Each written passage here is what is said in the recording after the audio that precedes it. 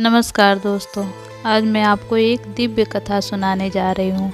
अगर आपको ये कहानी पसंद आए तो वीडियो को लाइक और सब्सक्राइब जरूर कर दें। बहुत प्राचीन समय की बात है। धरती पर एक छोटा सा नगर था। उसी नगर में एक साधारण व्यक्ति रहता था। नाम था धर्मदास। ना वह कोई बड़ा तपस्वी था, ना कोई राजा, ना ही कोई विद्वान पंडित। धर्मदास की पहचान बस इतनी थी कि वह सच्चा, दयालु और ईश्वर भक्त था। उसका जीवन बहुत साधारण था। दिन में मेहनत करके जो मिलता उसी में संतोष कर लेता। लेकिन एक बात थी जो वह कभी नहीं बोलता था, हर दिन किसी न किसी ज़रूरतमंद की मदद करना।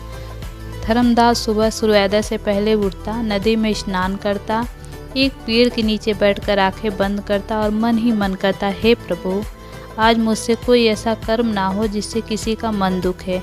इसके बाद वह काम पर चला जाता। अगर रास्ते में कोई भूखा मिलता तो अपना भोजन बांट देता। अगर कोई दुखी मिलता तो 2 शब्द प्रेम के बोल देता। लोग कहते थे, इतना दान करोगे तो खुद भूखे मरोगे, लेकिन धर्मदास बस मुस्कुरा देता।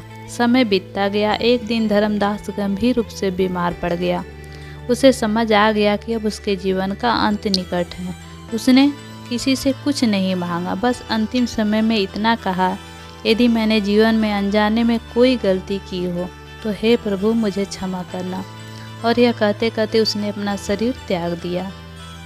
जैसे ही प्राण निकले, धर्मदास की आत्मा ने स्वयं को प्रकाश में एक हीरा पाया। वहाँ 2 दिव्य दूत खड़े थे। उनके मुख पर शांति थी। उन्होंने कहा, धर्मदास, अब तुम अपने कर्मों का फल मिलने वाला है। आत्मा को एक दिव्य मार्ग से ले जाया गया।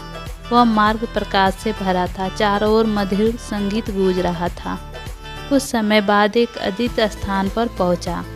सोने जैसा द्वार, फूलों की सुगंध और अप्सराओं का मधुर गायन।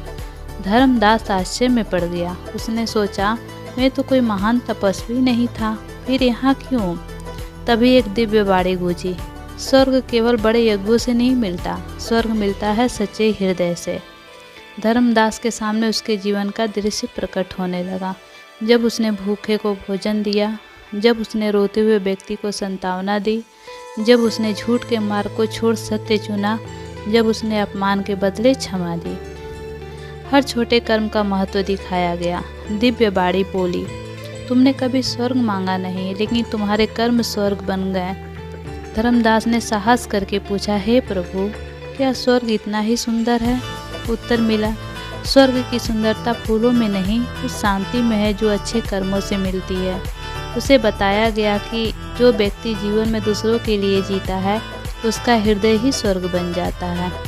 धर्मदास को स्वर्गलोक में स्थान मिला, लेकिन उसे एक वरदान भी दिया गया, जब तक धरती पर कोई सच्चे मन से भलाई करेगा, तुम्हारी आत्मा को आनंद मिलेगा।